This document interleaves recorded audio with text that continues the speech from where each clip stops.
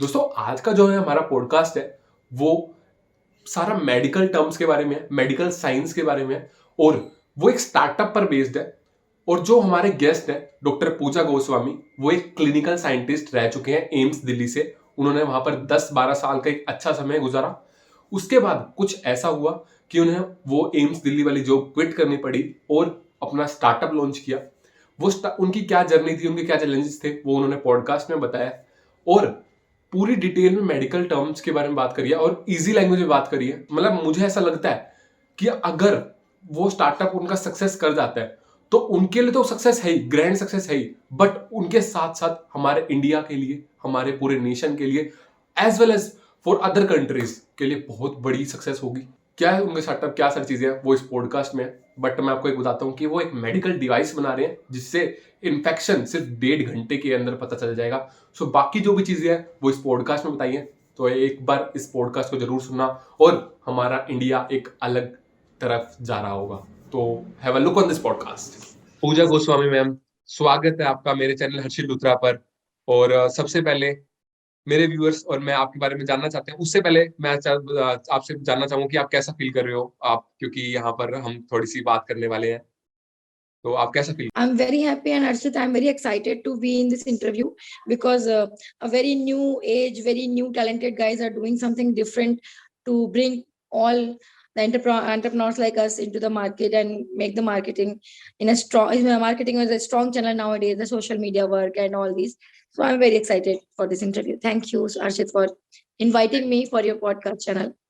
Thank you so much ma'am. और ma'am सबसे पहले मेरे व्यूअर्स और मैं भी जानना चाहता हूँ कि आप कौन हो, तो एक बार आप थोड़ी सी अपनी जर्नी इंट्रोड्यूस कर दो कि who is Pooja Goswami. Pooja Goswami is basically मैं एक साइंटिस्ट हूँ। I am a clinical scientist. मैंने microbiology and then I have done my PhD from AIIMS Delhi. Then उसके बाद पोस्ट डॉक किया। So I was a scientist for a longer time. I have worked as a clinical scientist. Diagnostic में हमने research करी है and करीब 10 से 13-14 साल तक का टाइम समय, आप जो एक लंबा समय होता है जो एम्स में गुजारा है। आफ्टर मतलब वहां से सीखा भी है, एक डिग्री हासिल करी है पीएचडी की, और उसके बाद वहां पे साइंटिस्ट काम भी किया है। सो उसके दौरान कुछ ऐसी बातें हुई जिनकी वजह से मुझे लगा कि the routine research should not be the motive of my life. Then I started रेमजा। और रेमजा की जर्नी हमने 2018 से स्टार्ट करी है। We open a company but actually the functional रेमजा has been started in 2019 and 2019 से I am in IIT Delhi. IIT Delhi में हमारा स्टार्टअप है। यहाँ पे हम एक मेडिकल डिवाइस बनाने की कोशिश कर रहे हैं जो कि आपको विद इन 90 मिनट्स आपका इन्फेक्शन और एंटीमाइक्रोबियल रेजिस्टेंस का रिजल्ट देगा। सो लाइक मैं आपके स्टार्टअप्स के बारे में जानने से पहले मैं ये पूछना चाहता हूँ कि क्लिनिकल साइंटिस्ट का काम क्या होता है, मतलब वो उनका वर्क एरिया क्या होता है, उसको एक्सप्लेन कर दो। Yeah. Clinical scientists generally do work on the clinical topics like मेरा काम जैसे कि था मेरी थीसिस के दौरान सीलियक पेशेंट्स पे काम था। तो सीलियक पेशेंट्स क्या होते हैं, आपकी और मेरी उम्र के जो लोग होते हैं वो दिखते बहुत छोटे छोटे से हैं, शॉर्ट स्टेचर होते हैं। तो एक उम्र के बाद उनको ट्रीट करना मुश्किल है। पर 13-14 की साल से पहले या उस उम्र में अगर वो बच्चे आते हैं जो बिल्कुल छोटे छोटे दिखते हैं, उन पेशेंट्स को गेहूं से एलर्जी थी, हमारी मेरी जो थीसिस थी। तो उनको हम ट्रीटमेंट देते थे। ट्रीटमेंट देने के बाद उनका कुछ गेहूं वगैरह बंद करते थे। तो within 6 to 1 year time एक बहुत बड़ा परिवर्तन देखने को मिलता था। छोटे छोटे बच्चे जो आपके क्लिनिक में आते थे वो एक साल के अंदर एक बड़े लड़के लड़की की उम्र में दिखाई पड़ते थे। उनका लंबाई बढ़ जाती थी, सब कुछ एकदम से गेन करते थे वो। तो क्लिनिकल साइंटिस्ट का काम होता है वो क्लिनिकली जो प्रॉब्लम्स हैं इन द एग्जिस्टिंग सोसाइटी उनको टारगेट करे, उन पे काम करे और उनके day to day basis life में रिजल्ट्स देखे। So clinical scientists do work in the clinical setup. So during my thesis, I also used to sit in my OPD, where gastroenterology OPD, हम डिपार्टमेंट ऑफ गैस्ट्रोन्टोलॉजी में काम करते थे। वहाँ पे गैस्ट्रोलॉजिकल OPD होती थी। वहाँ अपने जो बॉस होते थे उनके साथ बैठते थे एंड देन उसमें हम पेशेंट्स को देखते थे, उनको जानने परखने का मौका जानते थे और फिर उन समस्याओं को लैब के अंदर अपने एक्सपेरिमेंट्स के दौरान ठीक करने की कोशिश करते थे। काफी ट्रायल्स करी हैं मैंने वहां पे। मैंने काम किया सीलियक डिजीज पे, क्रोन्स डिजीज पे, अल्सरेटिव कोलाइटिस पे, ट्यूबरक्लोसिस पे, एक्यूट पैंक्रेटाइटिस पे, क्रॉनिक पैंक्रेटाइटिस पे। These are my forte where I have worked a lot. मेरे पब्लिकेशंस हैं जो आप रिसर्च गेट में जाके मेरा नाम टाइप करके देख सकते हैं, एक बुक चैप्टर है. So during my research career I have presented my work in India, in USA, in London. Hmm. So was my journey for the research part, hmm. जहां मैंने गैस्ट्रोलॉजिकल क्लिनिकल साइंटिस्ट से काम किया है. हम्म. सो लाइक मैम, आपका जो startup है वो है रमजा, रमजा के नाम से है. तो उसके पीछे कुछ रीजन है कि आपने वो रमजा का नाम क्यों रखा था, और वो रमजा के पीछे का रीजन क्या है कि लाइक आपने वो स्टार्ट करने का कोई रीजन रीजन है? तो ये कंपनी खोलने का ही एक बहुत बड़ा रीजन है.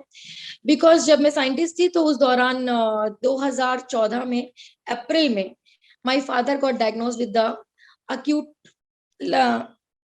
लिम्फोमा. उनको हॉजकिन लिम्फोमा हो गया था, जिसके दौरान क्या होता है, नॉन हॉजकिन लिम्फोमा था कि आपके गैस पेट में ही अल्सर हो जाते हैं, और पेशेंट्स को एक तरीके का ये एक ब्लड कैंसर होता है, लेकिन उसमें उनका ट्रीटमेंट होता है कि पेशेंट बच जाते हैं, इतने बीमार नहीं होते, मतलब 70% patients do survive. So I was thinking कि I am the lucky one, I may he may also survive. So April से लेकर अक्टूबर तक का टाइम बीता, वो सर्वाइव भी कर गए. वो 6 महीने उन्होंने ठीक से गुजारे, ही वॉट रिकवर्ड.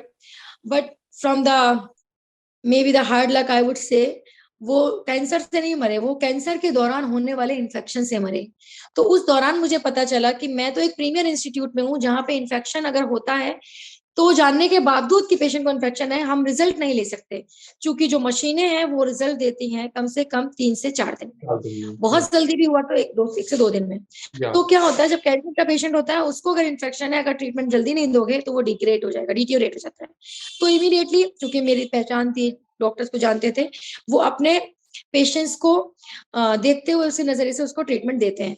सो ये बात मैंने उनके जाने के बाद मुझे रियलाइज हुई कि my father actually left this word because of the infection, sepsis से खत्म हुए वो. सो देन आई रियलाइज कि इस इन्फेक्शन का कोई तो जरिया हो जिससे कि लोगों को टाइम से पता चले. मुझे आपको इन्फेक्शन हो, हम दवाई खा लें, इट्स फाइन. हम 4 दिन बाद खा लें, 2 दिन पहले खा लें, डजेंट मैटर, क्योंकि हमारा इम्यून बहुत स्ट्रांग है.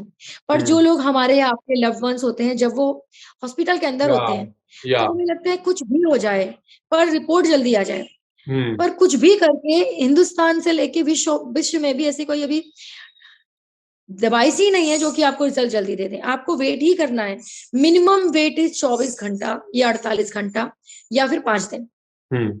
तो मैंने अपनी सारी जितनी भी पॉसिबल हो सकती थी information on my work profile on internet और here and there wherever I could get, I got there and I develop a device that is medical device. हमारी कंपनी में हमने बनाया है जो 90 मिनट में रिजल्ट देता है आज की डेट में. तो आपने पूछा था सवाल कि रैमजा क्यों रखा. रैमजा इसीलिए रखा कि आज की डेट में आपको समस्या पता चल गई कि कहीं पे भी कोई डिवाइस है नहीं जो आपको तुरंत result they they. I lost my father because of this. So his name of Ramesh and my name is Pooja. So with me and his combo we came out with the result कि हम इसका नाम रखेंगे रैमजा. And इस company का main मकसद ही ये है कि हम एंटी माइक्रोबियल रेजिस्टेंस, एक बहुत बड़ी चुनौती है, उससे लड़ सके, पेशेंट्स को समझा सके कि अपने आप से दवाइयां ना लें, और डॉक्टर्स को टाइम पे ट्रीटमेंट दे सके ताकि वो सही टाइम पे सही एंटीबायोटिक दे सके और आने वाले टाइम में एंटी माइक्रोबियल रेजिस्टेंस कुछ कम कर सके. तो लाइक मैम, आपने अभी यही बात कही कि लाइक पेशेंट्स अपने आप से दवाई मत ले, ऐसा वो होता है कि लोग यही करते हैं, अगर कोई थोड़ी बहुत भी उनको इन्फेक्शन होता है तो वो क्या करते हैं, केमिस्ट के पास चले जाएंगे कि भाई हमारे को ये वाली दवाई दे दो और हम ठीक हो जाएंगे. या आपको ये चीज लगती है कि आज की डेट में वो चीज अब लोगों को नहीं करनी चाहिए, प्रेफर नहीं करनी चाहिए लोग, मतलब जैसे जो बड़े बड़े हमारे पेरेंट्स है लाइक, वो ये सोचते हैं कि यार क्या हो गया, बुखार ही तो हुआ है, जा फिर वहां चला जा, वो 2 दवाई दे देगा, 2 खुराक बना के दे देगा, ठीक हो जाएगा. तो आपको ये चीज लगता है कि अब वो चीज नहीं करनी चाहिए? अच्छा, पूछो क्यों नहीं करनी चाहिए ये चीज. आपका ये सवाल होना चाहिए कि ऐसा क्यों नहीं करना चाहिए. तो सवाल मैं बताती हूँ आपको, मैंने ऐसा क्यों बोला, क्योंकि हमने भी पढ़ा ही है और देखा भी है. अपने घर से तो जाते हुए किसी को देखा है, लेकिन पढ़ा है जो कि एक्चुअली आज की डेट में जैसे टॉप 10 आप में से, आप बहुत सारी चीजों को, जैसे कुछ चीजें पता है किन से नुकसान होता है, जैसे कि लोगों को लगता है कैंसर से नुकसान है, अगर कोई बंदा जल गया पूरी तरीके से तो भस्म हो जाएगा, बीमारी है. तो इसी तरीके से वर्ल्ड की टॉप 10 थ्रेट है एंटी माइक्रोबियल रेजिस्टेंस. कैसे? आज की डेट में 74% जनता वर्ल्ड ओवर खुद से ही एंटीबायोटिक ले लेती है. उससे क्या होता है, हम एंटी माइक्रोबियल रेजिस्टेंस डेवलप करते हैं. उसमें हिंदुस्तान रैंकर 1 है. या बाकी जगह रैंकर 1 हो या ना हो, बिल्कुल। Hindustan is rank 1 for hmm, AMR taking medicine themselves. तो हम्म, आप ये जानो, आज की डेट में हिंदुस्तान में या वर्ल्ड ओवर में जो डेथ हो रही है, वो 45 सेकेंड्स पर 1 डेथ हो रही है। हर हाँ, 45वें सेकंड पे एक बंदे की डेथ एंटी या माइक्रोबियल रेजिस्टेंस की वजह से ही हो रही है। या और अगर ये प्रैक्टिस रोकी नहीं गई कि खुद से एंटीबायोटिक लेना है, और दूसरा कि अगर डॉक्टर्स भी खुद से प्रेस्क्राइब ना करें, उनको फास्टेस्ट मेथड प्रोवाइड किया जाए ताकि वो सही एंटीबायोटिक दे on the hmm, basis of results, hmm, तभी पॉसिबल है कि वो कम हो जाए। नहीं तो WHO की भविष्यवाणी है कि 2050 तक जो डेथ आज 45वें सेकंड पे हो रही है, 2050 तक तीसरे सेकंड पे होने लग जाएगी। यानी कि हम्म, 45 सेकंड का फासला कम कम होके 3 सेकंड हो जाएगा। तो बिल्कुल, सोचिए डेथ रेट कितना बढ़ जाएगा। बहुत ज्यादा। तो उसको रोकने के लिए एक तो हमें अपनी प्रैक्टिस ठीक करनी है, दूसरा डॉक्टर्स को फास्टेस्ट टेस्ट मेथड से इंट्रोड्यूस करना है, विच हम्म, वी आर प्रोवाइडिंग इन रेंजा। हम्म। मतलब एक चीज और आती है दिमाग में कि आयुर्वेदिक के बारे में आप क्या कहते हो? लोग ये कहते हैं काढ़े पी लो, या फिर कुछ कोई को साइड इफेक्ट भी हो जाते हैं इसी से, काढ़े पीने से, या फिर डाइट, अच्छी डाइट ले लेते हैं कि चलो ठीक हो जाएंगे, मतलब घरेलू वो कह सकते हैं हम, या होम्योपैथी कह सकते हैं। तो इस पे आप क्या कहना चाहोगे कि ये कितने वो है? होम्योपैथिक में एंटीबायोटिक तो कुछ होता नहीं है। एलोपैथिक में, एलोपैथिक सॉरी, आयुर्वेदिक के लिए मैं बस यही कहूंगी, अगर आपके बड़े बुजुर्ग बोलते हैं कि आप तुलसी का काढ़ा पी लो या उसमें लौंग डाल लो, उसमें एज सच मेरी नजर में कोई नुकसान नहीं है। क्योंकि मेरे घर में क्लिनिशियन ही है, तो we know, I have worked in the allopathic setup, so I know the medication. पर कोई भी काढ़ा आपको ऐसे, जहाँ तक उसमें जड़ी बूटियों का तो मुझे बहुत विशेष ज्ञान नहीं है, पर तुलसी वगैरह अगर आप ले रहे हैं तो they will not harm you, you can take that. Otherwise उसका कौन सी स्पेसिफिक सॉर्ट ऑफ मेडिकेशन लिया है, तो आप उस बारे में, जड़ी बूटी के बारे में भी आजकल हर चीज अवेलेबल है ऑन द हाँ, इंटरनेट। यू या read about that and then only use it. Otherwise आपने कुछ पी लिया, आपको पता ही नहीं है कि वो कितनी ज्यादा गर्म थी और आपने काढ़ा समझ के पिया, फिर आपको बॉडी में एलर्जी हो गई। So better you read about anything and then consume. या तो लाइक मैम, आपने जैसे बताया कि आपकी 2018 से और 2019 से आपकी जो जर्नी हुई थी वो रमजा की स्टार्ट हुई थी, तो वो जर्नी की शुरुआत से लेके अब तक आपकी एक वो बता दो कि चैलेंजेस क्या रहे, वो जर्नी कैसी रही, आपने क्या क्या देखो, देखा, क्या क्या फेस किया, वो सब बता दो। सबसे बड़ा और इम्पोर्टेंट चैलेंज होता है आपका फाइनेंशियल। हम्म, क्योंकि आप एक अच्छी अर्न सैलरी पे स्टेटस हो, आपका सेटिंग सेट है, आपका मंथली सैलरी आ जाता है, तो पहले तो आपको करेज चाहिए टू लीव दैट जॉब, कि हम्म, आपको स्टार्ट करना है। बट आपने ठान ली है तो आपने करनी है। बट उसके बाद उसको फंक्शनिंग करने के लिए, टू गेट कंपनी में employ, you need money. Hmm, So for that, we are lucky enough that we received grants from international and Indian grant. हमें बायरेट ने 50 लाख की ग्रांट दी, फाइजर ने दी, फेसबुक ने दी, नहीं दी। कोविड से हमें ऑलमोस्ट 1 करोड़ के आसपास ग्रांट्स मिली, but still that is not enough. We are still into the process of continuously learning and earning. So ये तो है फाइनेंस चैलेंज। उसके अलावा the selection of partners and employ, getting the hmm, right partner and right employ is also a very challenging part. आप जितने partner ढूंढ रहे हो, सब आपको उतने सक्सेसफुली हम्म, म्यूचुअली हेल्पफुल रहे, उनके लिए आपको सबसे अच्छा और इम्पोर्टेंट, मैं यही सबको सबक सिखाऊंगी, जो बताऊंगी, जो लोगों को ट्राई प्रैक्टिस करना चाहिए। एवरीथिंग वॉट एवर, आप छोटा स्टार्टअप हो बड़ा स्टार्टअप हो, डजेंट मैटर, आपकी 1 करोड़ की कंपनी है, 100 करोड़ की या उससे ऊपर की, बिल्कुल स्टार्टअप है। Everything to be written, everything to be in the process. Like अगर आप छोटा सा भी स्टार्टअप है तो भी आपको ऑडिट के, CA के सारे प्रोटोकॉल्स पूरे फॉलो करना चाहिए। जाके बड़े हो तो आपकी चीजों में कोई मिसकम्युनिकेशन ना हो। आप 1 एम्प्लॉय रखें, 10 रखें, 100 रखें, उसका प्रॉपरली रिटन पूरा पेपर वर्क पूरा होना चाहिए। वही सक्सेसफुल मंत्र है। मतलब whatever you are doing, nothing should be verbal, everything should be written, everything on paper. And किसी को भी साथ कमिटमेंट आप कर रहे हैं, तो आपने चैलेंज अगर वर्बल कर लिए, फिर बाद में वो अपने कमिटमेंट से मुकर गया, तो आपका पैसा खर्च हो जाता है, वेस्ट हो जाता है।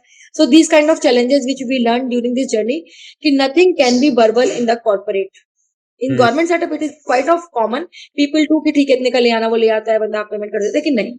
इन corporate setup you have to be very strict for your written work, whatever you are talking, you are saying, everything should be in the written. Nobody believe because you are a small firm.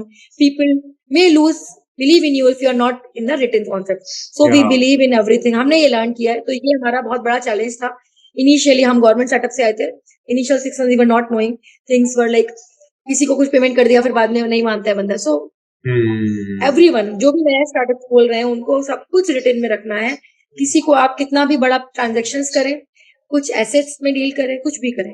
तो like ma'am, आपने कहा कि आप AIIMS से आप पहले AIIMS में job कर रहे थे, उसके बाद आप वो आपकी शिफ्ट हुई. तो लाइक पहले तो सबसे बड़ा वो आता है अपने अंदर एक रिस्क आता है, यार मैं एम्स छोड़ के मतलब एक मैं स्टेबल जॉब छोड़ के मैं अनस्टेबिलिटी की तरफ, चाहे वो बाद में मेरे लिए स्टेबल होएगा, बट पहले मेरे लिए अनस्टेबल मतलब मैं अनस्टेबल स्टेट में जा रही हूँ. तो वो एक तो पहले रिस्क लेना फैक्टर होता है, और दूसरा फिर फाइनेंस को छोड़ के आपके पास और क्या क्या चैलेंजेस है एम्स को छोड़ने के बाद, और एम्स ने आपको क्या क्या सिखाया? देखो सबसे बड़ा रीजन होना चाहिए आपको. आप कोई भी चीज छोड़ोगे तब जब आपका जो रीजन है या जो गोल है वो बहुत सॉलिड है.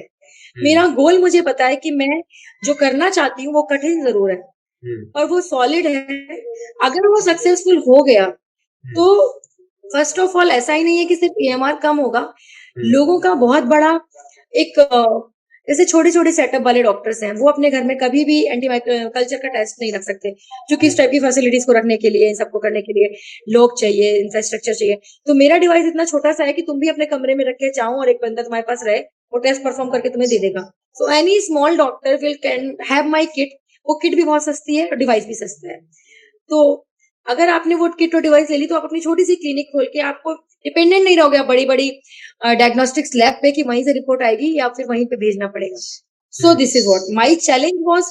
Not only money, not only finding partner, but the second challenge and the most important partner getting a right place. आपने डिवाइस बना लिया. जैसे मैंने एक और प्रोडक्ट लॉन्च किया है कोरोना में, that is nano shot. For challenge, not only the financial challenge and the partner challenge, then the challenge comes for your technology, because this technology was never in reality. So we actually faces lot many challenges ki where to read, how to do, everything was from scratch. So technology development was a challenge. Then validation was another challenge, finding the real partner कि आप जहां से अपनी trial को कर सको. हमने device तो बना लिया पर डिवाइस को मानेगा कौन सही है या नहीं. तो और हम स्टार्टअप है तो हम पे इतने पैसे भी नहीं होते कि हम किसी को पैसे दे दें और कह दें कि तुम हमारे लिए हमारे अकॉर्डिंगली रिजल्ट ला दो, एड्स कर दे या कुछ समथिंग. हाँ तो नहीं, उसके अलावा भी तुम बड़ी बड़ी कंपनियां तो अपना कुछ भी कर सकते हैं, उनके पास पैसे होते हैं, दे कैन डू देमसेल्व्स एक पैसे कर. So we have to get the right partner, the validating कि भाई तुम मेरे डिवाइस को वैलिडेट करो. So getting the validation part बहुत इंपॉर्टेंट है और जो बहुत चैलेंजिंग था हमारे लिए. हमें उसमें भी 6 महीने लग गया ढूंढने में, करने में. Then after all once AIIMS में एक डॉक्टर है haematology department, they got ready कि ठीक है हम करेंगे वैलिडेशन. तो अभी हमारा उस डिपार्टमेंट में चल रहा है and now they are so happy कि they immediately ask our results immediately after 2-3 hours कि मैम क्या रिजल्ट आया.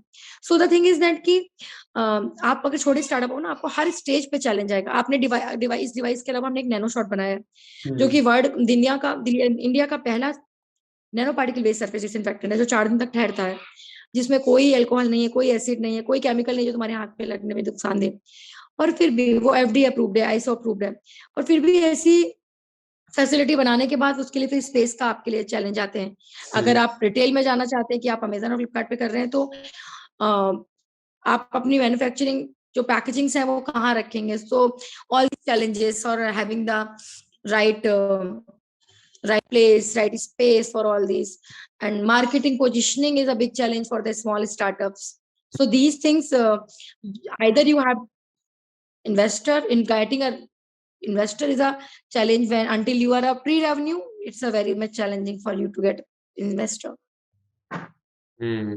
सो लाइक मैम, जॉब करते वक्त और एक एंटरप्रेन्योर मतलब आप जब एक एंटरप्रेन्योर हो तो उसमें आपको क्या डिफरेंस लगता है? लाइक मैं अभी एक पॉडकास्ट किया था मैंने, एक वो भी एक भैया है, वो भी एक ग्राउंड लेवल पे थे. उनका स्टार्टअप क्या करता है कि वो वेबसाइट्स या एप्स बना के देते हैं लोगों को, मतलब सर्विस बेस्ड स्टार्टअप बेसिकली. तो वो साथ साथ एक जॉब भी कर रहे हैं, टीसीएस में वो जॉब कर रहे हैं. तो उन्होंने बताया था कि यार हर्षित, जॉब करते वक्त और मैं ऑन स्टार्टअप करता हूँ ना, तो मेरे को काफी मतलब डिफरेंस लगता है कि हाँ, जहाँ यहाँ मैं क्लाइंट के लिए मैं अपना पूरा डेडिकेशन रहूंगा, और जॉब में ठीक है काम करके देना है, वो कंप्लीट है. बट जो मेरा स्टार्टअप है उसमें मैं बिल्कुल डेडिकेटेड रहूंगा कि मेरे से छोटी सी भी गलती अगर हो गई तो लोग मेरे पे ट्रस्ट नहीं करेंगे, समथिंग ऐसा होता है. तो आपको क्या लगा कि जॉब और स्टार्टअप में डिफरेंस क्या है? job is a very comfortable place. You are getting a very handsome salary, you are sitting on the right place. आपके पास लोग आते हैं कि मैडम ये सामान खरीद लीजिए, वो खरीद लीजिए, and you feel very comfortable. तो आपका एक बहुत डिस्कम्फर्ट जोन आता है व्हेन यू डू एंटरप्रेन्योरशिप. एक छोटा सा फेस होता है कि आपने एक टीम में लोग रखे हैं, वो टीम के लोग आपको रिस्पेक्ट दे रहे हैं, काम कर रहे हैं, दैट्स इट. उसके अलावा हर जगह when you are in startup, you are in a discomfort zone. Like you have to go and tell your people ki this is what we have made, this is what we want to sell, this is how. Matlab, but satisfaction, for me, satisfaction comes in my startup, because in my job I was not enjoying much. Even I love research, I was doing continuing work, but the keep on doing the research, and whatever is being done is just do in your lab. But here my whole passion, मतलब मुझे रात के 2 भी बज जाते हैं, मुझे पता ही नहीं चलता, एंड आई स्टिल एंजॉय कि थोड़ी और लेट काम कर सकती हूँ कि नहीं. सो मैं अपने जॉब में जाती थी तो मैं बीच में, तो मैं भी ऑब्वियसली सबकी तरह टी कॉफी खाना सब में टाइम मिस करती थी. पर when I am on my startup, I don't do my lunch. I just go whatever time I reach in my office. I continuously working, and I came in the evening. Then I take my lunch, snacks, anything. But in my job profile, I just do not want to spoil my 1 minute also. I just want ki whatever time I should just invest in my work. And it gives you very, very much satisfaction when you see the results. तो ma'am Covid का आपके startup पे क्या impact पड़ा? क्योंकि like आप एक product based startup में काम कर रहे हो, मतलब सारा प्रोडक्ट बना रहे हो. तो वो कोविड ने आपको कैसे इम्पैक्ट किया? 2 साल कोविड रहा तो वो थोड़ी दिक्कत आई होगी आपको. कोविड ने सबको इम्पैक्ट किया है, हमको भी किया. एंड ड्यूरिंग कोविड हमने अपना प्रोडक्ट, पिछले फर्स्ट वेव में हमारा प्रोडक्ट जो था डिवाइस था, हम उस पे काम कर रहे थे. So most of the employ doesn't want to come to your department, they actually stop coming, and still you need to pay, we do pay. But there was a time when I was alone in my company and I used to perform my experiment because I had to perform. I have taken money as a grant from Birex, so I'm responsible. I cannot deny ki now this is COVID, I will stop at home and will not work. I have to work within the timelines. So there was a time when I worked alone in my company in 2019 and 2020 after COVID wave. But gracefully by 21, things have gone, things have changed, and people have joined the company, become a big. And then during the small last COVID, is 1 महीने का सिर्फ एक छोटा सा lockdown लगा था. That time we all do work from home, but it impacted a lot. There are lot many services was impacted in my company. It impacted in lot many ways, like the good employee which has to be staying, but they cannot, just because of COVID we just cannot meet them. Neither the sales process has been slowed down because most of the companies does not allow people to meet. So COVID has impacted a lot. तो ma'am रमजा की जो team है उसमें कितने members हैं और वो उनका काम थोड़ा सा वो बता दो कि मतलब कैसे कैसे काम करते हैं, कितने मेंबर्स हैं? रैमजा की टीम बड़ी है, लेकिन रैमजा की फंक्शनल टीम में 6-7 लोग ही हैं जो ऑफिस में रह के इधर काम करते हैं. अदरवाइज हमारे 2-3 ऑफिस हैं. फिलहाल 2 ऑफिस फंक्शनल हैं. एक हमारा वेयर हाउस है मुनीरका में, और एक हमारा मेन R&D डिपार्टमेंट है जो कि IIT दिल्ली में है. तो वहाँ पे मैं हूँ. 3-4 हमारे लैब पीपल हैं जो कि एक्सपेरिमेंट्स करते हैं. कुछ नैनो शॉट के लिए इनिशियल एक्सपेरिमेंट्स हो रहे थे, मेडिकल डिवाइस का जो एक्सपेरिमेंट्स करते हैं. कुछ बंदे होते हैं जो कि सैंपल्स को लाने जाने का काम करते हैं. सैंपल्स हमारे एम्स से आते हैं. There are few people in the warehouse, those who work for the जो बॉटल्स होती हैं उनकी पैकेजिंग के लिए, वाटर फिलिंग के लिए, इस टाइप से काम करते हैं. And so there are engineers which we have actually outsourced कि वो हमारे लिए हमारे डिवाइस पे कुछ काम कर रहे होते हैं. So there are these kind of 6-7 people team we are here. Otherwise, other than that, we have outsourced few services like हमारा कंपनी का properly profile maintain रहे तो हमारी CA companies के साथ tie up है. तो those CA and other accountant continuously working with us for every week to week. So this is how our CA team is also there. The second is our attorney team, like हमारा patent work होता है, तो that work has to be done by the very expert attorneys. We just cannot hire them. We just can have a collaterals with them कि okay ठीक है, we pay and they do work for us. So these kind of collaborated teams with Ramja, like हमारी attorney की है, investor की है, CA की है, हार्डवेयर सॉफ्टवेयर के हैं, आउटरीचेस, उन सब के साथ हमारा कोलैबोरेशन है. उसके अलावा functional people in AIIMS in IIT Delhi. Ma'am अब जैसे आपने एक एक तो डिवाइस के बारे में बताया, एक वो नैनो शॉट के बारे में बताया।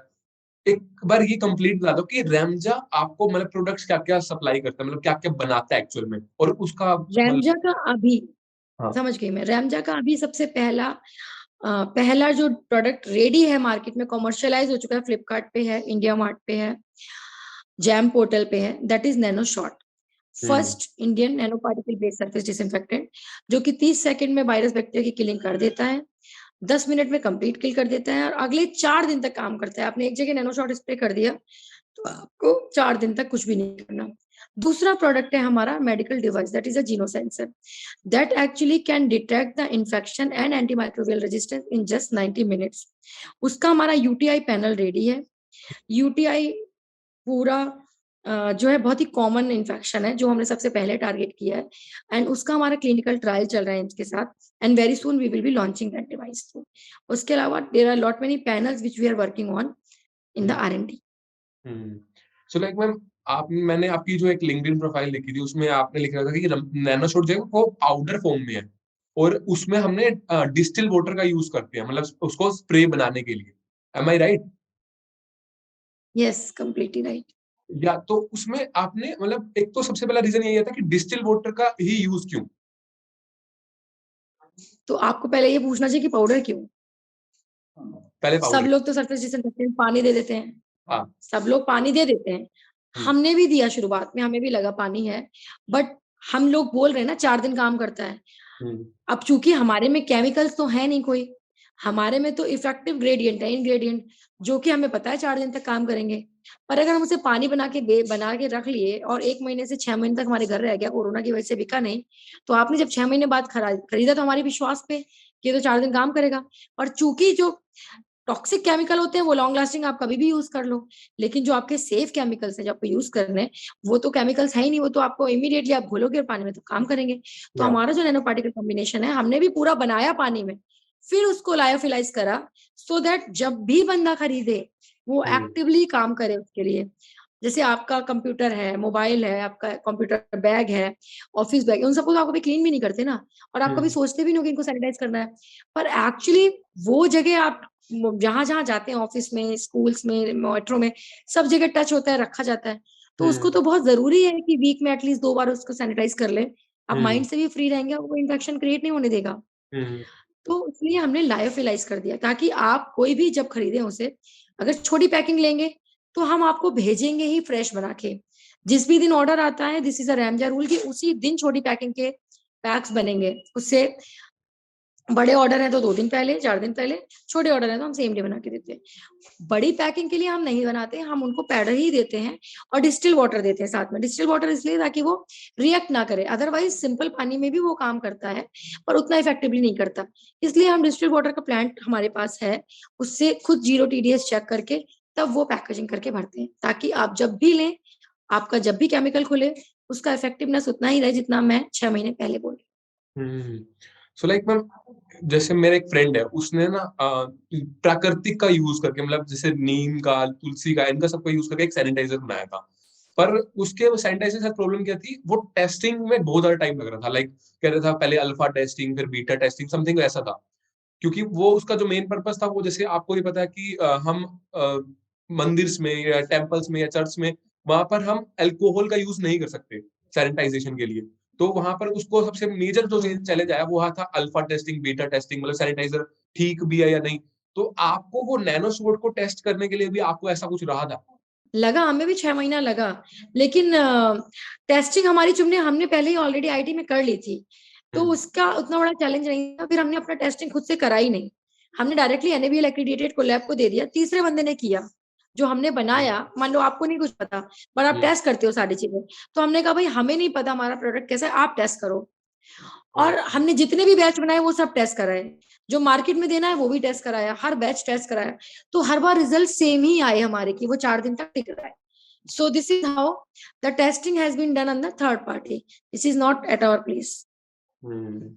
तो लाइक मैम, आपके दिमाग में ऐसा कुछ भी था कि जब लाइक आप एक नैनो शॉट बना रहे हो, जब मतलब पाउडर फॉर्म में बना रहे हो, आपसे पहले बहुत सारी चीज़ें लाइक सैनिटाइज़र्स, आप क्योंकि कोविड में सैनिटाइज़र बहुत सारे बिके थे, मतलब अपने-अपने लोग जिसको नॉलेज नहीं भी है ना, वो भी क्या कर रहा है कि यार मेरे नाम से सैनिटाइजर, मतलब मेरी कंपनी के नाम से सैनिटाइजर बना दो, और मैं मेरी कंपनी के नाम से मतलब मैं बेचना चाहता हूँ। मतलब मैंने बहुत देखे हैं लोकल सैनिटाइजर्स, और लोग खरीद भी रहे थे क्योंकि वो सस्ते मिल रहे थे या कुछ भी। तो और हम्म। कोविड के टाइम पे सैनिटाइजर्स मतलब बहुत ज्यादा बिके हैं, या हैंड वॉश में कहूँ बहुत ज्यादा बिके थे। तो आपको लग रहा था कि यार यहाँ पर चैलेंज बहुत ज्यादा है, या मैं कहूंगा कि कंपटीशन बहुत ज्यादा है अगर मैं इस चीज को बना रहा हूँ। आपके दिमाग में ये चीज थी? मैंने ये सब सोच के नहीं बनाया, और मेरा एक्चुअली कोविड में लॉन्च भी नहीं हुआ। मैंने कोविड की परेशानी देख के, सिर्फ कोविड की परेशानी देख के नहीं बनाया। मेरा सरफेस डिसइंफेक्टेंट है, ये सिर्फ कोविड को ही नहीं टारगेट कर रहा। जैसे मेरा टारगेट है कि मैं एंटी माइक्रोबियल रेजिस्टेंस कम करूं मेरी कंपनी का, तो मेरा जो नैनो शॉट है वो इन्फेक्शन कम करेगा, कोविड भी कम होगा उसके साथ। पर अब कोविड सबको पता चल गया है, लेकिन आपको पता नहीं है कि फ्लू से, आपके टीबी से 100 तरह की बीमारियां हैं जो कि आप पब्लिक प्लेस पे जाने पे, टच करने से, छूते हैं, फैलते हैं, बढ़ती हैं। हम्म। ठीक है, आप हम्म। कहीं ट्रेन में जाओ वहां पे हो। तो मेरा टारगेट सिर्फ कोविड नहीं है, मेरा टारगेट इन्फेक्शन ट्रांसमिशन को पहली सेट पे रोकना है। जैसे एंटी माइक्रोबियल रेजिस्टेंस जो है वो मैं कर रही हूँ डिवाइस में कि वो रुक जाए, पर उसकी पहली शर्त ये है कि तुम्हारा इन्फेक्शन ही अगर कोई रोक सके तो तुम्हें वैसे ही एंटीबायोटिक नहीं खानी पड़ेगी।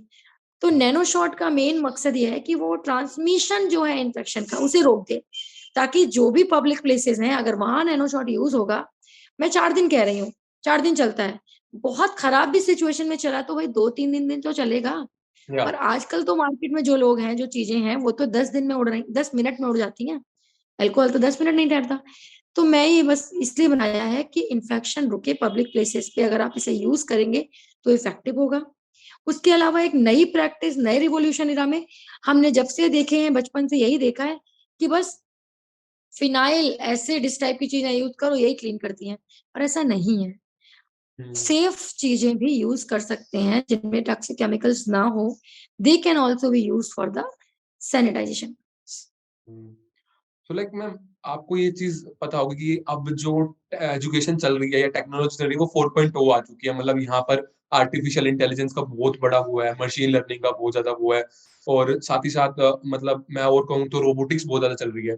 तो आपका जो डिवाइस है उसमें आपने कुछ लेटेस्ट टेक्नोलॉजीज का यूज किया? मैं ये नहीं पूछना चाहता कि आपका मैकेनिज्म क्या है, मैं ये नहीं कह रहा, मैं ये पूछ रहा हूँ कि आपने भी कुछ लेटेस्ट टेक्नोलॉजी का यूज किया है, और आप उसके बारे में क्या सोच रहे हो जो इंडिया में आ रही है? मेरा डिवाइस एक्चुअली, मैं उसके बारे में भी कुछ डिस्क्लोज नहीं कर सकती, it is in the under patent technology. So it is a combination of the latest scientific technologies as well as AI is also included a bit in this, and this is it.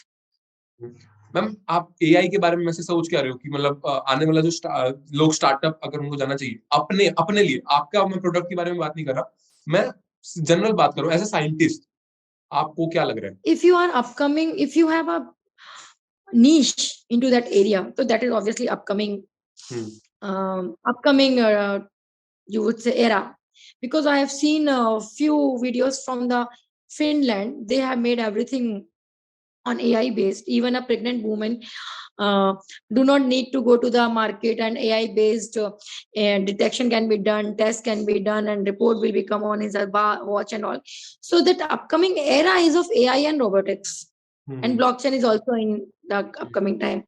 So yes, of course, if you have a niche and expertise over this area, which is not mine obviously, but as of that information which we can also read into the social media's profile, it is very very promising profiles and promising areas to hmm. work on. Hmm. Ma'am, आपके startup में आपको एक सबसे worst day या worst challenge क्या लगा कि यार ये चैलेंज, मतलब ये होता है ना स्टार्टअप, जब आपने 3 साल 4 साल हो चुके हैं आपके स्टार्टअप को, अब मैं कहूंगा 2022 आ चुका है एक उसके लिए, तो आपके स्टार्टअप की जो जर्नी थी 4 साल की, उसमें सबसे मुश्किल दिन क्या रहा, और मतलब वो क्यों रहा, आपको क्या लगता है उसको? आप क्या? सबसे मुश्किल दिन एक था मेरे स्टार्टअप में। I hmm. Told you I spend time in AIIMS a lot of times. मैं एम्स की एल्यूमिनाई होने के बावजूद मैं एम्स में ही किसी से बात करने गई थी। एम्स का डिपार्टमेंट एक एएमएस डिपार्टमेंट है जहाँ पे ये सब चीजें ली जाती हैं। हम्म। वहां पे वहां का जो, I don't know he is MS और what, that person has disrespectfully kicked out us in our from his room, just hmm. because हम उससे बोल रहे थे कि नैनो शॉट है, आपके लिए फायदेमंद होगा, आप इसको यूज कर सकते हैं, something like that. But he just not ready to listen.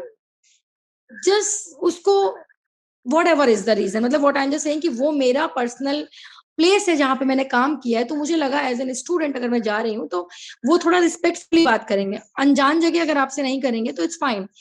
तो हम सिर्फ उनसे जानना चाहते थे कि आप क्या क्या चैलेंज देख रहे हैं और आप किस टाइप का प्रोडक्ट यूज करना चाहते हैं. You can just try. We were not selling them, we were just telling them to use it, at least try that. So the way he talked was really very not nice to us. So that is the worst day of my overall journey, I would say, in all 4 years. Rest all are fine. I must say ki everything is perfect in my whole 4 journey. This day I will always remember because of one reason, that is my place, and the people who should give the more priority at least to try, they have not even entertained this. But I will tell you one thing. Even for the nano shot, हम trial भी AIIMS में ही कर रहे हैं, पर किसी दूसरे department में, कहीं और जगह.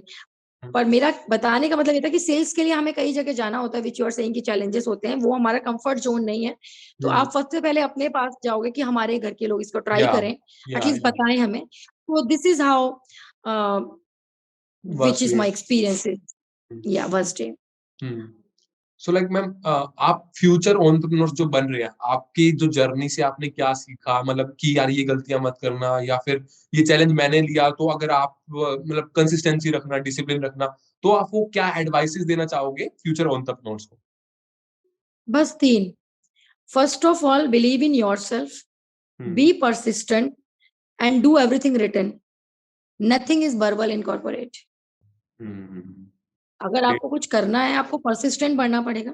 You have to work every day. अगर आप बीमार भी हो तो भी आप फोन से मतलब passion is another thing, but you have to continuously work on your target and keep everything in writing. Nothing is verbal in corporate. You will be successful.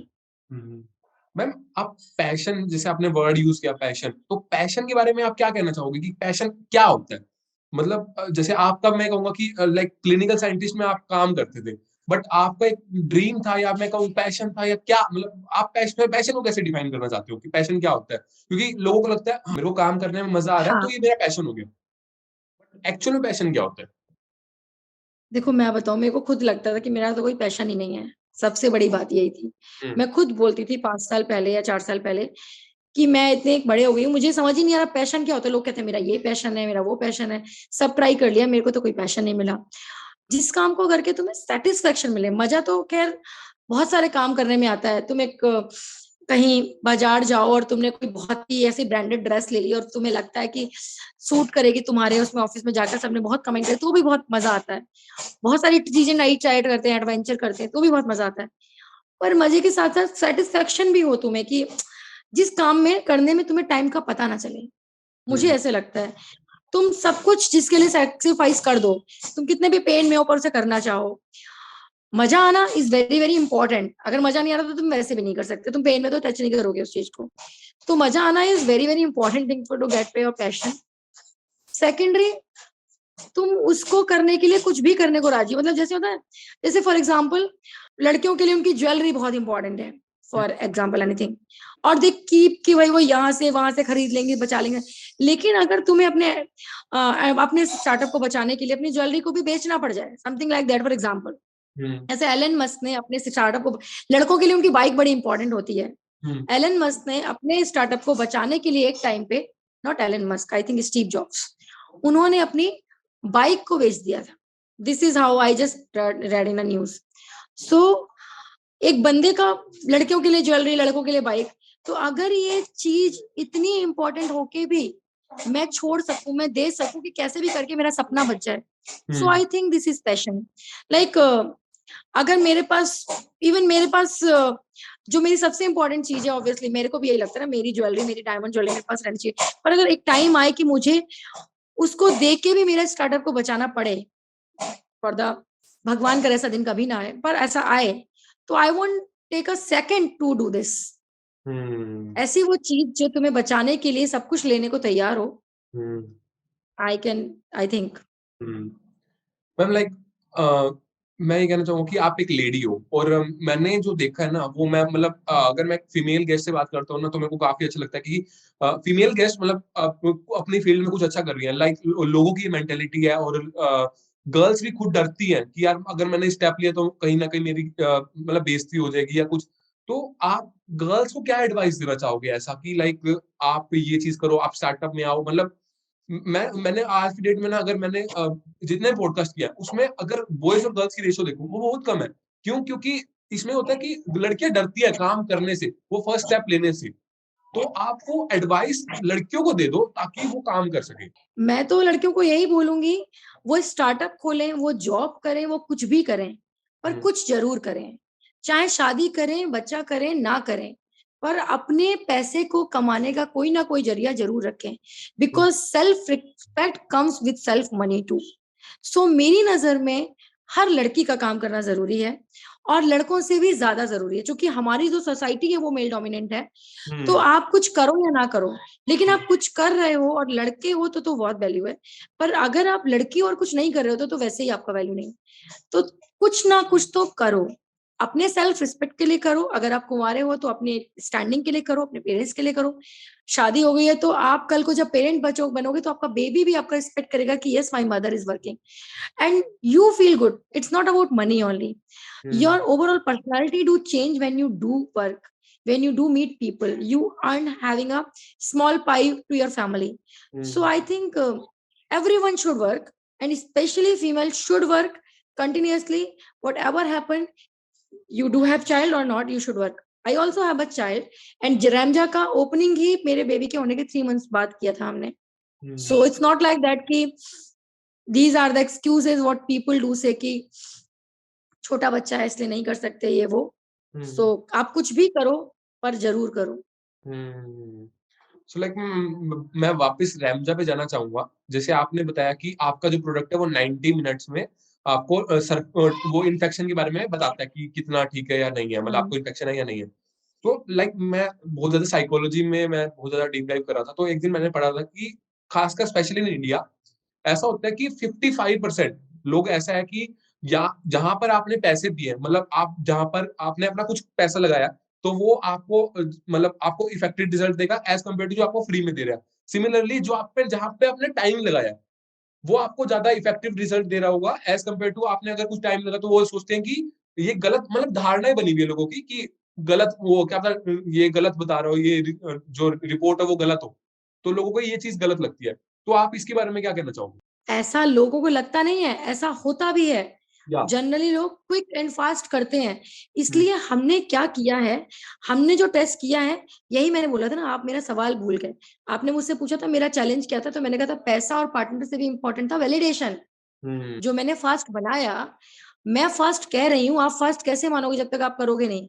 आपने हम्म, मुझे अपना ब्लड और यूरिन दे दिया, आप कहा कि दो मुझे रिजल्ट। अगर मैं 3 घंटे में आपको नहीं दे रही हूँ तो आप वैलिडेट कैसे करोगे? तो वही ट्रायल हमारा एम्स के साथ चल रहा है। और साइमल्टेनियसली जो सैंपल हम उनसे लेते हैं, वो सैंपल 3 जगह टेस्ट होता है। हम्म, एम्स की रिपोर्ट, कल्चर रिपोर्ट लैब में भी टेस्ट हो रहा है वो टेस्ट। हम्म, तो उसके अलावा जो बहुत स्पेसिफिक टेस्ट होते हैं, पीसीआर सीक्वेंसिंग, वो भी हो रहा है उन टेस्टों पे।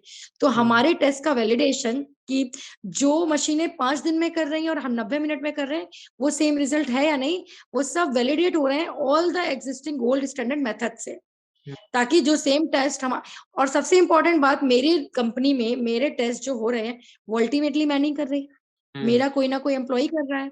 हम्म, और जो मेरे टेस्ट सेम सैंपल मैं दूसरी जगह भेज रही हूँ, वहां तो अल्टीमेटली हमें से कोई भी नहीं कर रहा, कल्चर में कोई टेक्नीशियन कर रहा होगा एम्स में। हम्म, और तीसरी जगह हम जब वैलिडेट करा रहे हैं, तो वहां कोई हाई प्रोफाइल साइंटिस्ट करेगा। हम्म, तो तीनों जगह टेस्ट कोई ना कोई और ही कर रहा है। हम्म, पर फिर भी रिजल्ट अगर सेम आ रहे हैं, जहाँ 3 दिन में लग रहा है टाइम, जहाँ 90 मिनट लग रहा है, और जहाँ 1 से 2 महीना लग रहा है, तो हम्म, कहीं ना कहीं आप टाइम खर्च करने के बावजूद भी अगर सेम रिजल्ट पा रहे हो, तो हम्म, आपका वैलिडेशन प्रोसेस पूरा हो गया। Hmm, so that is the की।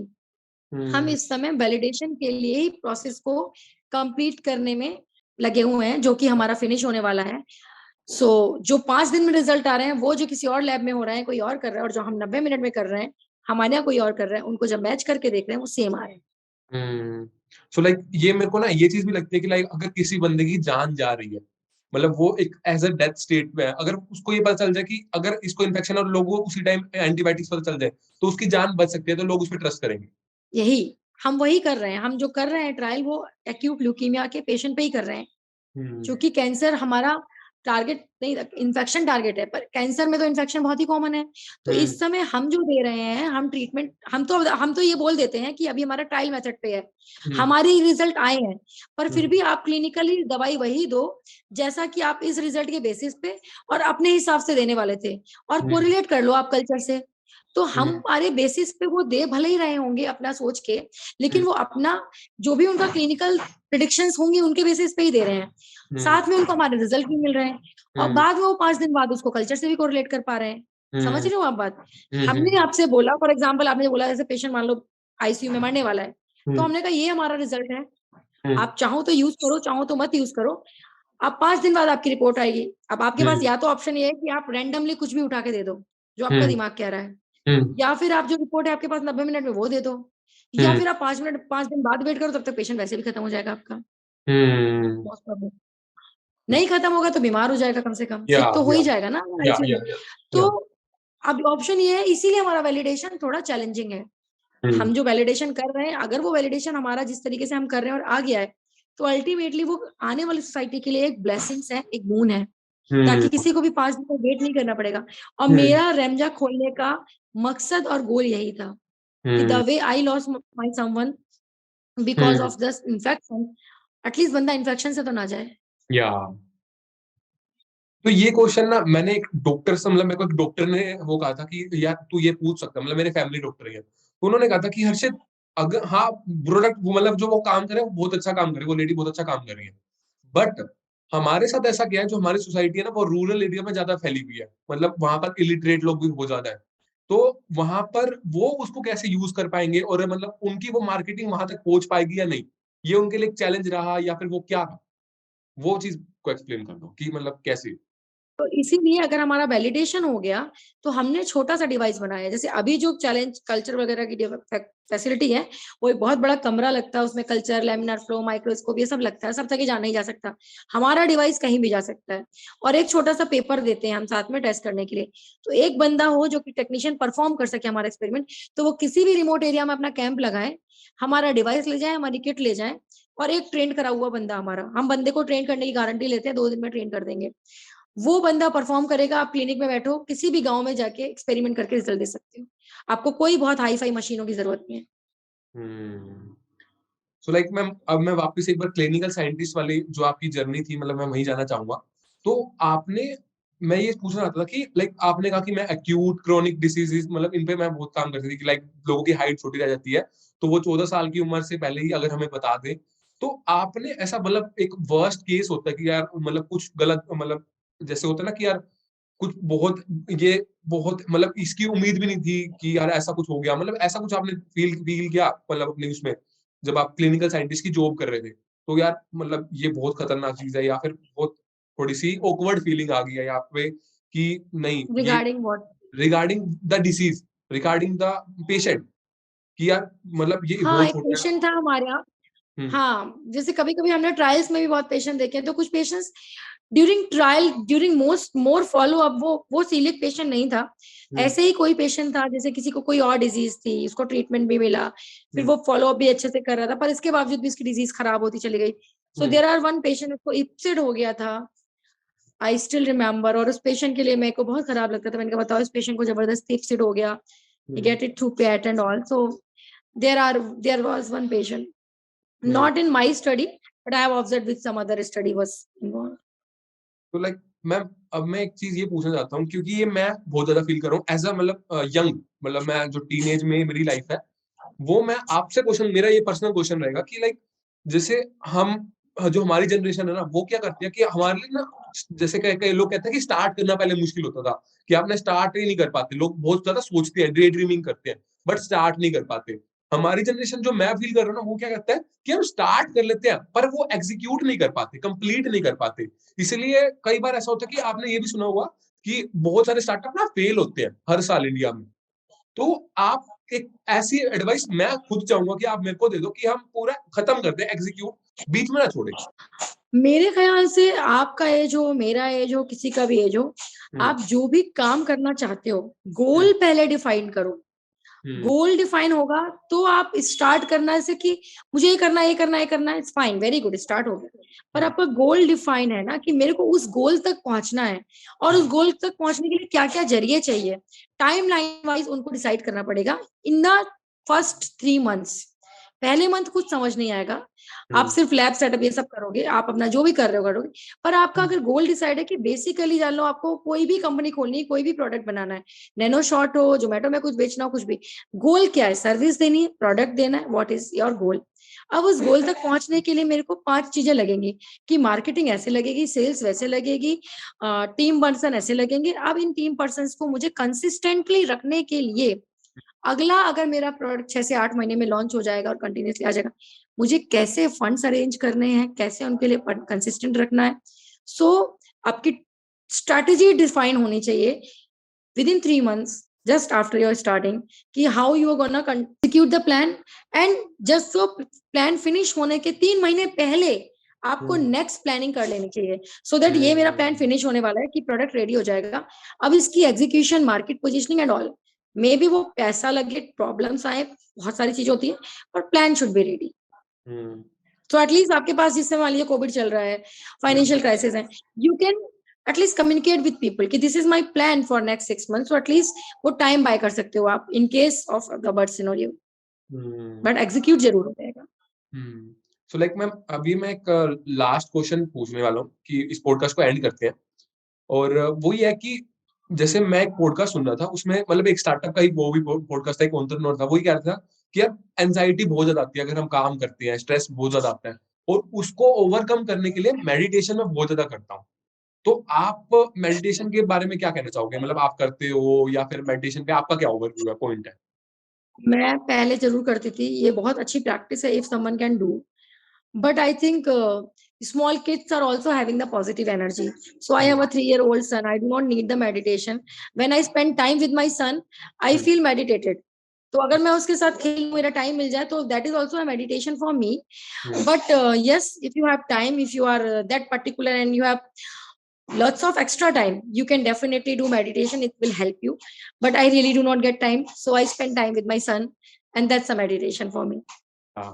सो सबसे पहले thank you so much ma'am, आज का ये पॉडकास्ट एंड करते हैं। आप मेरे चैनल पर आए और आपने काफी कुछ चीजें बताई लड़कियों के लिए, आपने स्टार्टअप के बारे में, एंड एंटरप्रेन्योर्स जो आ रहे हैं, अपकमिंग एंटरप्रेन्योर्स आ रहे हैं, उनके बारे में।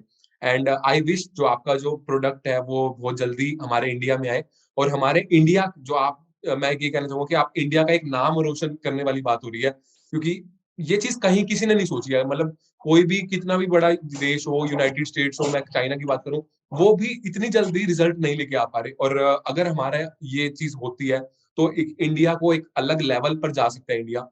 एंड आप इसके बारे में जरूर सोच रहे होगे कि इंडिया को कुछ नया मिल रहा होगा। And I hope, I wish कि ये जल्दी से जल्दी हो। एंड यहाँ पर सबसे पहले thank you so much ma'am, आपने बहुत चीजें बताई। और लास्ट में कुछ जानना, जाते जाते कुछ कहना चाहोगे आप? Thank you, Harshit, and thanks a lot for inviting me for your podcast channel. And you are very, very enthusiastic and very young. You will do definitely well in your life, because the way you are starting your journey is also very, very thank you so commendable. Much ma'am. And yes, we are also expecting that Ramja should go global soon. And our strategies are like this only. We will do Pan India first, because India has to go first and take all rights, and then we'll do go global. Matlab both ways. But the only thing is that it's a time, how and when it will go global and Pan India. Thank you. Thank you so much ma'am. And सभी viewers को मैं कहूंगा कि एक बार इनकी LinkedIn profile को, और सभी लिंक्डइन प्रोफाइल मैम की मिल जाएंगे आपको, और मतलब सोशल मीडिया अकाउंट सारे मैम के आपको डिस्क्रिप्शन में मिल जाएंगे, तो आप वहां से उनको एक बार देख सकते हो। इनकी प्रोडक्ट्स के बारे में एक बार जरूर देखना। और तब तक के लिए चलते हैं यार। Thank you so much ma'am, और सभी व्यूअर्स को bye bye. Thank you, Harshit.